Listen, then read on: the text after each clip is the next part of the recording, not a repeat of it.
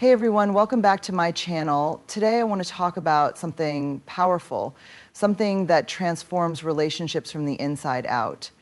Before we dive in, I want you to know that what I'm about to share comes from years of research, personal experience, and countless conversations with people who've transformed their relationships. This isn't about manipulation, it's about understanding human psychology and creating genuine value. Think about the last time you felt truly valued by someone. Remember that feeling? When someone treats you like you're irreplaceable? That's exactly what we're exploring today. I remember being in a relationship where I was constantly anxious, always wondering if I was good enough, always trying to prove my worth. I was the one afraid of losing her. I was the one who would text back immediately, who would cancel plans with friends just to see her, who would agree to anything just to keep the peace. And you know what happened? She lost interest completely. It was painful, but it taught me something invaluable about human nature. Here's the truth. We value what we fear losing. This isn't just some relationship advice. This is fundamental human psychology. Think about it. The things you take for granted are the things that are always available to you. The things you treasure are the things you can't easily replace. Now, I want to be crystal clear about something. This isn't about playing games or being manipulative. It's about becoming a person of genuine value.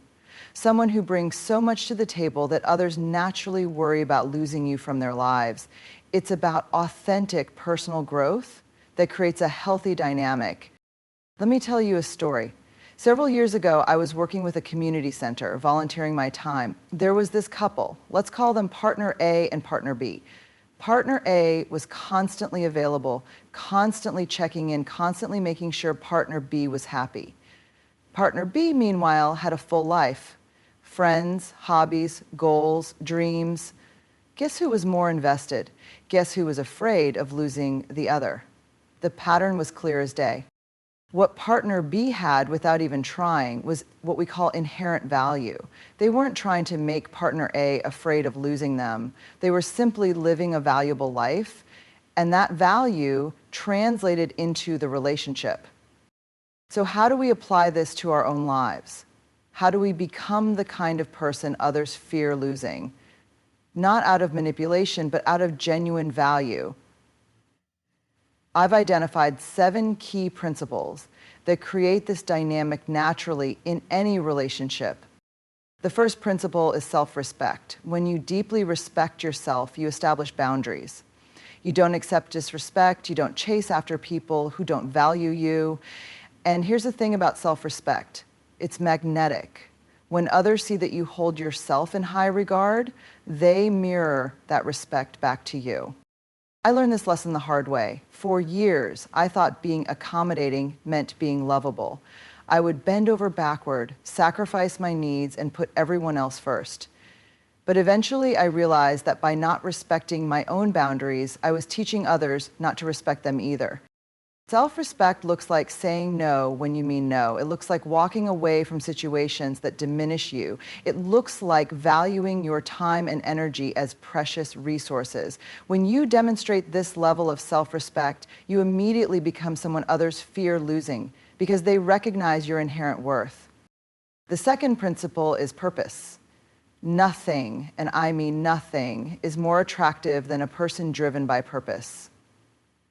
When you have goals that excite you, when you're working towards something meaningful, you naturally become more attractive. Why? Because purpose creates passion, and passion is irresistible.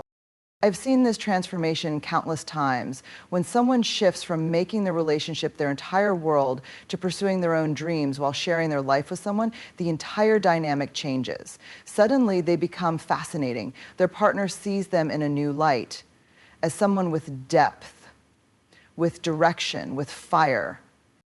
Having purpose means waking up with intention. It means having something that drives you beyond your relationship. It might be your career, a creative pursuit, volunteer work, personal growth, anything that lights you up from within.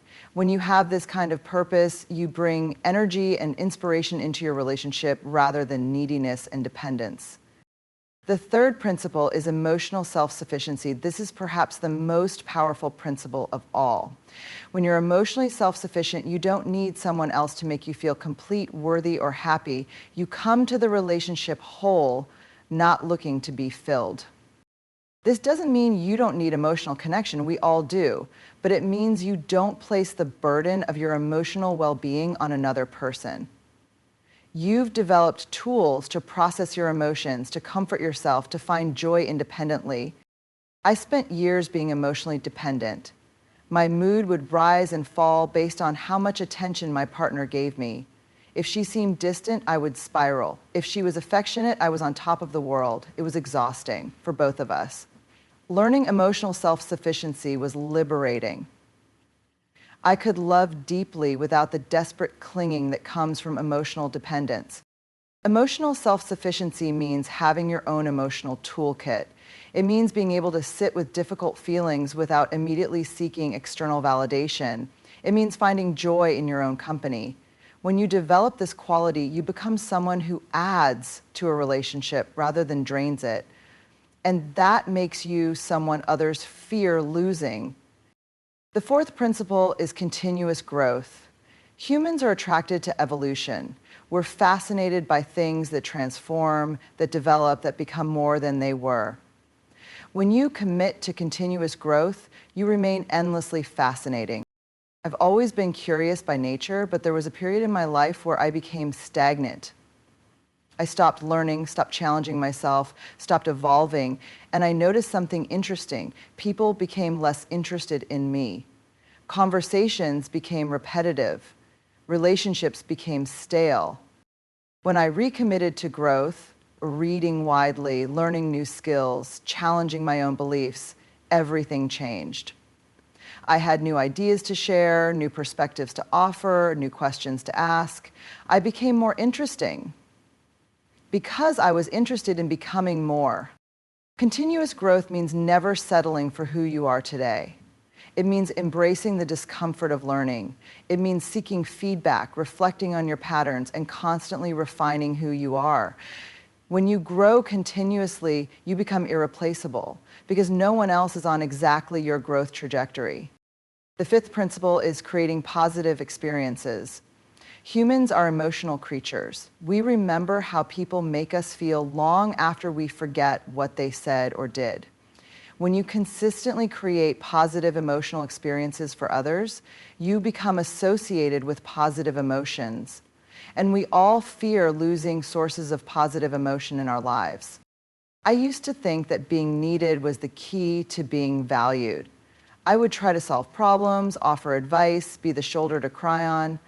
These things are important, but I discovered that creating joy, laughter, adventure, and excitement was equally powerful, sometimes more so. Creating positive experiences means being the person who brings enthusiasm to the ordinary. It means planning adventures, sharing laughter, celebrating small wins, and finding beauty in everyday moments. When you consistently uplift others emotionally, they begin to associate you with those elevated states. And who would want to lose someone who makes them feel alive? The sixth principle is unpredictability, in the best sense. Human beings are wired to pay attention to novelty. We notice what's different, what's unexpected, what surprises us. When you maintain an element of positive unpredictability, you keep others engaged and interested. This doesn't mean being unreliable or inconsistent in your character. Rather, it means avoiding the rut of complete predictability that many relationships fall into. It means surprising your partner with new ideas, new conversations, new experiences. I noticed in my own relationships that whenever I broke patterns in positive ways, suggesting an unexpected adventure, revealing a new aspect of myself, approaching a familiar situation in a fresh way, it would reignite interest and engagement. There's something powerfully attractive about someone who continues to surprise you in delightful ways. The seventh principle is selective availability. Your time and attention are your most precious resources. When you give them indiscriminately, they lose value. When you give them selectively, based on your priorities and boundaries, they become more precious. This doesn't mean playing games or artificially withholding. It means genuinely valuing your time and being intentional about how you spend it. It means having a full, rich life that doesn't revolve around any one person. I used to be available at the drop of a hat. If someone called, I answered. If someone needed me, I was there, regardless of what I was doing or what it cost me. I thought this made me valuable. What I discovered was that it actually diminished my perceived value. By being selectively available, present when I choose to be available, but also honoring my own needs and commitments, I found that people actually valued my time and attention more. Now let's talk about how these principles specifically trigger a fear of loss. When you embody these qualities, self-respect, purpose, emotional self-sufficiency, continuous growth, creating positive experiences, positive unpredictability, and selective availability, you create a specific psychological response in others. First, you activate what psychologists call intermittent reinforcement. This is one of the most powerful behavioral motivators. When rewards, in this case your presence, attention, and the positive feelings you create come unpredictably rather than constantly, they create a stronger desire for more. Second, you create healthy uncertainty. When someone knows they can't take you for granted, not because you're playing games, but because you genuinely value yourself, they remain invested and engaged. They know that keeping you in their life requires reciprocal value. Third, you activate the scarcity principle. When something is perceived as both valuable and not guaranteed, we assign it higher worth. By being a person of genuine value who also maintains healthy boundaries, you naturally trigger this response. Fourth, you create what I call aspiration through association. When you're continuously growing, pursuing purpose, and creating positive experiences, others want to be part of your journey. They fear losing not just you, but the version of themselves they become when they're with you. Let me illustrate these principles with real-life scenarios that might resonate with your own experiences. Self-respect in action looks like this. Imagine you've planned a special evening with someone you're dating. You've made reservations, you're excited, but 30 minutes before they text to cancel with a vague excuse. This isn't the first time. With self-respect, you don't immediately reschedule or pretend it's fine. Instead, you calmly express that while you understand things come up, your time is valuable and repeated cancellations don't work for you. You suggest talking when they have more certainty about their schedule. This boundary isn't punitive, it's protective of your worth. I've seen this single act of self-respect completely transform how someone is treated. Purpose manifests in daily life like this. You're deeply committed to your relationship, but you also have a passion project. Perhaps you're writing a book, building a community garden, training for a marathon, or developing a new skill. Every Tuesday and Thursday evening, you dedicate time to this pursuit. Your energy when you return from these sessions is palpable. You have stories to share, challenges you're overcoming, progress you're making.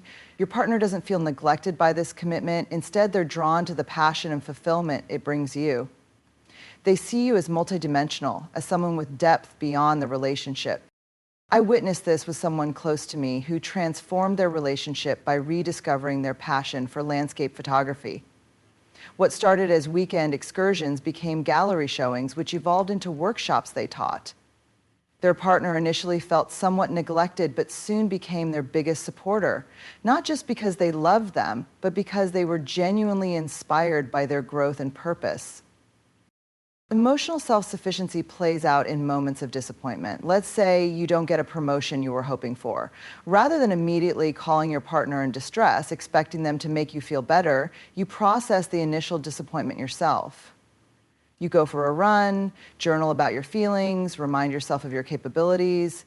When you do talk with your partner, you're sharing your experience rather than expecting them to manage your emotions. This doesn't mean you don't lean on them. It means you come to them having already done your own emotional work.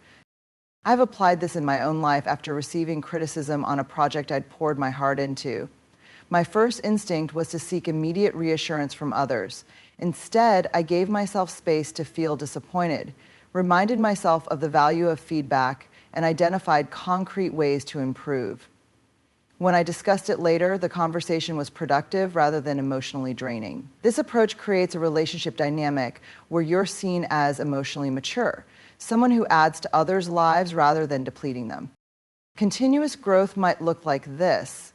You've always been interested in psychology, so you take an online course about emotional intelligence. As you learn, you begin applying the concepts to understand your own reactions better. You share insights with your partner, not as lecture, but as genuine discovery. I realized something about myself today becomes a phrase that keeps your conversations fresh and evolving. Your willingness to examine your own patterns and grow from them makes you increasingly valuable as a partner. I remember watching someone transform their relationship through their commitment to personal growth. They had always struggled with conflict avoidance, which created distance in their relationship. Instead of blaming their partner for communication issues, they invested in understanding their own patterns. They read books on communication, worked with a coach, and gradually developed new skills. Their relationship became stronger not just because communication improved, but because their partner deeply respected their commitment to growth. Creating positive experiences might manifest in turning an ordinary Tuesday evening into something memorable. Perhaps you notice your partner has had a stressful week, so you transform your living room into a miniature spa experience with candles, soothing music, and homemade face masks. Or maybe you remember them mentioning a childhood memory of stargazing, so you plan an evening picnic under the stars. These experiences don't require grand gestures or expensive plans. They require thoughtfulness and the desire to create joy. I implemented this principle by creating adventure boxes in a previous relationship. Every month, I'd place 3 possible experiences in a box, one free, one moderately priced, one more elaborate, each described on a folded card. My partner would randomly select one, and we'd do it together that weekend. It created anticipation, surprise, and shared memories that strengthened our connection. These positive experiences became part of our relationship's unique signature. Positive unpredictability might look like surprising your partner with a new perspective during a conversation. Perhaps you've always been the practical one, but you share a dream or vision that reveals your more idealistic side. Or maybe you're typically reserved, but you initiate a spontaneous dance party in the kitchen. These moments of breaking your usual patterns in delightful ways keep others engaged and curious about you. I've seen this transform a long-term relationship that had fallen into comfortable predictability. One partner decided to break their routine by signing up for improvisational theater classes, something entirely outside their comfort zone. The stories, skills, and new confidence they brought home revitalized how their partner saw them. It wasn't just the activity itself, but the willingness to embrace new aspects of themselves that reignited interest. Selective availability in practice means having a full life that doesn't revolve around any one relationship. It might look like maintaining your Thursday night book club, regardless of whether your new partner wants to spend time with you. It means sometimes saying, "I'd love to see you tomorrow instead. Tonight I've committed to finishing this project." It means being fully present when you are together, but not abandoning your other commitments, interests, and relationships. I applied this principle after realizing I had developed a pattern of dropping everything whenever someone I was dating wanted to see me. I began honoring my prior commitments, to friends, to myself, to my work. I communicated this respectfully. "I'm excited to see you. I have plans until 8 p.m., so I could meet you after that if it works for you." What surprised me was how this actually increased others' desire to spend time with me while also earning their respect. These principles work together to create a dynamic where you become genuinely valuable, not through manipulation or games, but through authentic personal development. When you respect yourself, pursue meaningful purpose, maintain emotional self-sufficiency, commit to growth, create positive experiences, remain positively unpredictable, and value your time, you naturally become someone others fear losing. But here's where many people misunderstand this concept. The goal isn't to make someone afraid in the anxiety-producing sense. It's to become so valuable that the thought of losing you from their life would represent a genuine loss. This fear isn't based on insecurity. It's based on authentic appreciation of what you bring to their life. I want to address something important. This approach requires consistency. You can't embody these principles occasionally and expect lasting results. They must become part of who you are, part of how you move through the world. When these qualities are integrated into your character rather than used as techniques, they create authentic attraction and connection. Consider how this plays out over time. In the early stages of attraction, novelty naturally creates interest, but as relationships develop, familiarity can diminish that initial excitement. By continuing to grow, to create positive experiences, to maintain healthy boundaries, you counteract the tendency toward taking each other for granted. You create a relationship that continues to evolve rather than stagnate. I've observed this in my own life and in the lives of countless others. The relationships that thrive long-term are those where both people continue to develop individually while growing together. Neither person becomes static, predictable, or completely known. There remains an element of healthy mystery, of continued unfolding, of new territories to explore together. This dynamic creates a beautiful paradox. The relationship feels simultaneously secure and exciting. Secure because it's built on mutual respect and value, exciting because both people continue to evolve and surprise each other. This combination, security with excitement, is what makes someone truly irreplaceable. Let's talk about how this manifests specifically in romantic relationships with women. While these principles apply universally, regardless of gender, there are some nuances worth noting in heterosexual dynamics. In my experience, women often carry a particularly heavy emotional burden in relationships. They're frequently expected to be the emotional caretakers, the ones who manage the relationship's health, the ones who accommodate and adjust. When you embody emotional self-sufficiency, you immediately differentiate yourself from partners who drain emotional resources